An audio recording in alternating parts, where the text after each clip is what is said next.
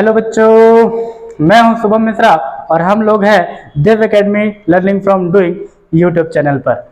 आइए प्यारे बच्चों, आज हम लोग सीखेंगे क्या, यौगिक का अणुभार निकालना। अगर आपको आता है क्या CaSO4 इंटू हाफ H2O का अणुभार निकालना, अगर आपको आता है K2SO4 इंटू Al2SO4 का होल थ्राइस इंटू 24H2O का अणुभार निकालना, तो आपको इस वीडियो में कुछ नया नहीं मिलेगा। और अगर आप इन यौगिकों का अणुभार नहीं निकाल पा रहे हैं तो वीडियो को पूरा देखिए, सीखते हैं हम अणुभार निकालना। चलिए आगे बढ़ते हैं। किसी यौगिक का अणुभार निकालने के लिए प्यारे बच्चों आपको 1 से लेकर 20 तक, कम से कम 1 से लेकर 20 तक के तत्वों का परमाणु भार याद होना चाहिए। अगर आपको याद है तो बहुत अच्छी बात है, और अगर आपको नहीं आता है तो यहां से याद करिए। देखिए, जो हाइड्रोजन होता है परमाणु क्रमांक 1, परमाणु भार भी इसका 1 होता है। नीचे परमाणु क्रमांक लिखा जाता है और ऊपर परमाणु भार लिखा जाता है, जिसे हम द्रव्यमान संख्या के नाम से भी जानते हैं।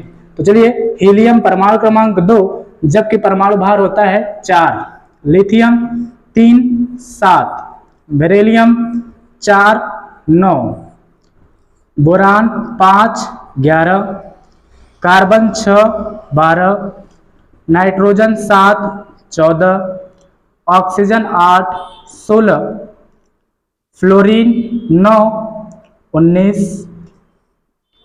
शुरू करते हैं। सबसे पहले हम लेते हैं, पहला उदाहरण है HCl हाइड्रोक्लोरिक एसिड। चलो देखते हैं, इसमें देखिए निकालना कैसे होता है। इसमें है हाइड्रोजन, हाइड्रोजन का परमाणु भार कितना लिया गया है 1। अब अगर कोई दूसरा तत्व है तो हम प्लस लगाएंगे। अगला तत्व क्या है Cl, तो Cl देखेंगे, Cl यहाँ पर है, Cl का परमाणु भार कितना है 35.5, तो यहाँ पर हम लिखेंगे क्या 35.5। अब हम पूरा जोड़ देंगे तो 35 से कितना हो गया 36.5, और साथ में लिखेंगे U का मतलब होता है यूनिफाइड मास, जो इसका मात्रक होता है, रिप्रेजेंट करते हैं। चलिए दूसरा उदाहरण देखते हैं। दूसरा उदाहरण है, मान लीजिए हमारे पास है NH3 जिसे अमोनिया बोला जाता है। तो ये है नाइट्रोजन, नाइट्रोजन का परमाणु भार कितना होता है 14। अगला तत्व है तो लगाएंगे प्लस। आगे है हाइड्रोजन, हाइड्रोजन का परमाणु भार होता है 1। कितने हाइड्रोजन है, अगर किसी तत्व की संख्या 1 से अधिक है तो उसके परमाणु भार में गुणा करना है। 1 से अधिक है 3 है, जितना है उतना गुणा कर दो। तो देखिए कितना है 14 प्लस 1 इंटू 3 कितना हुआ 3, और दोनों को जोड़ेंगे तो कितना आ गया 17U। इस तरीके से हम HCl NH3 का निकाल लिए। आइए कुछ और एग्जांपल लेते हैं। जैसे मान लीजिए हमने ले लिया है H2O, पानी जल, ठीक है। चलिए निकालते हैं इसका। क्या होगा, हाइड्रोजन, हाइड्रोजन का कितना होता है 1। कई हाइड्रोजन है, 1 से अधिक है तो गुणा करो, कितने का 2 का, जो कि 2 है। अगला तत्व है तो प्लस। ऑक्सीजन है, ऑक्सीजन का कितना होता है 16, तो 2 एकम 2 प्लस 16 कितना हो गया 18U। चलिए अगला निकालते हैं। मान लीजिए हमारे पास है HNO3, इसका हमें निकालना होगा। तो देखिए पहला तत्व क्या है हाइड्रोजन, हाइड्रोजन कितना होता है 1, प्लस नाइट्रोजन है तो नाइट्रोजन कितना है 14, प्लस ऑक्सीजन है, ऑक्सीजन कितना होता है 16। ऑक्सीजन की संख्या कितनी है 3, तो 3 का कर देंगे क्या गुणा। फिर जोड़ते हैं 14 1 15 प्लस 16 कितना होता है 48, दोनों को जोड़ देंगे 8 5 13 4 1 5 1 6, तो 63U। मुझे उम्मीद है आपको समझ में आ रहा होगा कि कैसे निकाला जा रहा है। चलिए कुछ और यौगिकों का हम लोग अणुभार निकालकर चेक करते हैं। अगर आपको समझ में आ रहा है तो बहुत अच्छी बात है, और आप चाहे तो स्क्रीनशॉट ले सकते हैं। ले लिया, चलिए आगे बढ़ते हैं। चलिए आगे देखते हैं हम। एक और उदाहरण है, जैसे हमने लिया है, कितना हो गया 4 हो गया। पांचवा निकालते हैं H2SO4 सल्फ्यूरिक अम्ल, तेजाब। जी हाँ, तेजाब का निकालते हैं। अणुभार कितना होता है, खतरनाक है। हाइड्रोजन है, हाइड्रोजन कितना होता है 1। हाइड्रोजन की संख्या कितनी है 2, 1 से अधिक है गुणा कर दो, 2 है तो 2 का गुणा कर दो। अगला तत्व है प्लस लगाओ। सल्फर का कितना होता है, तो यहाँ पर है सल्फर, सल्फर कितना है 32, तो 32 लगा दिया। अगला तत्व है प्लस। ऑक्सीजन है तो ऑक्सीजन का कितना है 16, कई ऑक्सीजन है 4, गुणा कर दो 4 का। चलिए देखते हैं 1 इंटू 2 बराबर 2 प्लस 32 प्लस 16 इंटू 4 64, और सबको जोड़ेंगे तो कितना आएगा 98U।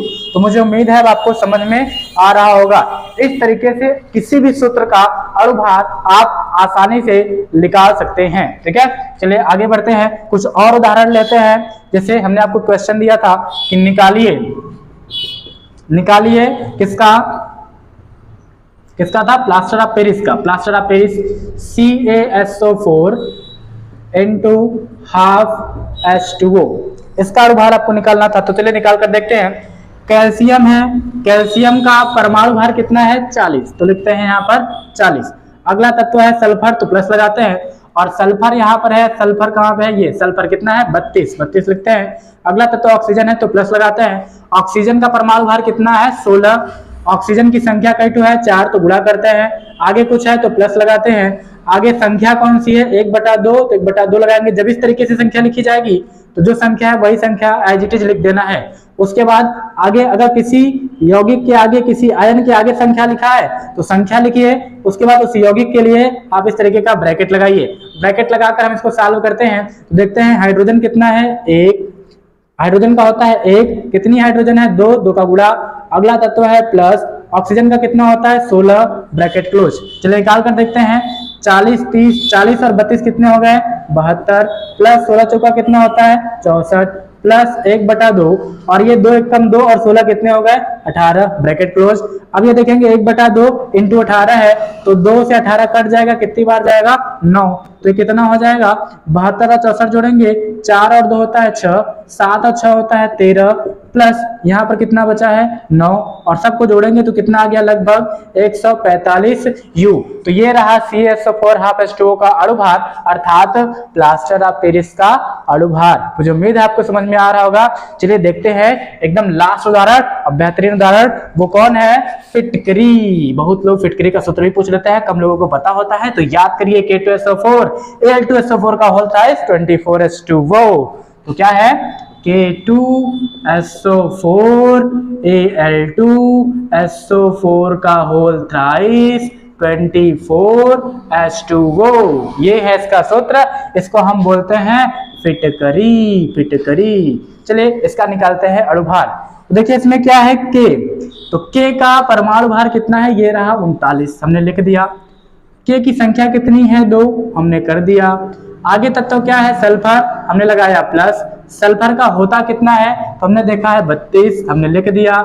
आगे तत्व है ऑक्सीजन, तुमने प्लस लगाया। ऑक्सीजन का होता कितना है 16, ऑक्सीजन की संख्या कितनी है 4, तो गुणा कर दिए।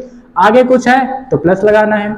एल्यूमिनियम है, एल्यूमिनियम का कितना होता है तो देख लीजिए। एल्यूमिनियम का पे ये है, एल्यूमिनियम का कितना होता है 27, एल्यूमिनियम की संख्या कितनी है 2, तो 2 का गुणा। अब आगे कुछ है तो प्लस लगाना है। यहाँ आपको ध्यान देना है, देखिए कैसे करते हैं।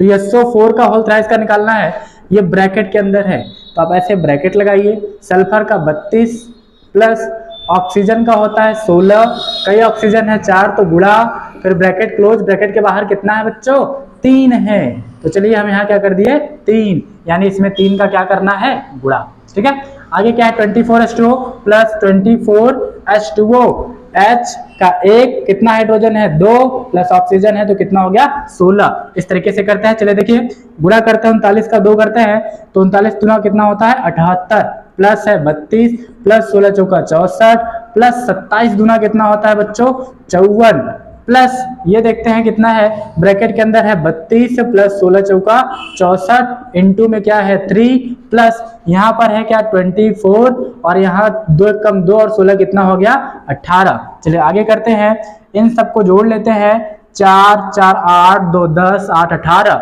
और आगे देखते हैं 5 6 5 11 3 14 14 7 21 और एक हासिल कितना हो गया 22 और आगे ये है क्या क्या है 32 और 64 को जोड़ना है। 32 और 64 कितने हो गए 4 और 2 हो गए 6, 6 और 3 कितने हो गए 9 और गुणा करना है 3 का प्लस 18 और 24 का भी तो गुणा करना है। चलिए करते हैं 18 चौका 72, 18 दूना 36 और हासिल 7 तो कितना हो गया 43। ठीक है, चलिए देखते हैं आगे क्या है 228 प्लस 96 में 3 का गुणा करना है, 3 6 का 18 3 9 27 और एक 28 प्लस 432 सबको ऐड कर दीजिए 8 8 16 2 18 3 8 3 11 11 2 13 और एक 14 4 2 6 2 8 और एक 9 तो कितना आ गया 948। मुझे उम्मीद है कि अब आपको सभी यौगिकों के अणु बाहर निकालने आ गए होंगे। अगर आपको सभी यौगिकों का अणुभार निकालना आ गया होगा तो मैं आपको एक प्रश्न देता हूं और आप बताइए कि इसका आंसर क्या होगा। चलिए क्वेश्चन है, आपको बताना है क्या, CaOCl2। जी हाँ, CaOCl2, इसे ब्लीचिंग पाउडर या विरंजक चूर्ण के नाम से जाना जाता है। आप इस यौगिक का अणुभार निकालकर कमेंट बॉक्स में उत्तर दें। धन्यवाद। अगर आपको समझ में आया है तो लाइक, सब्सक्राइब, कमेंट करना बिल्कुल ना भूलें। Thank you so much.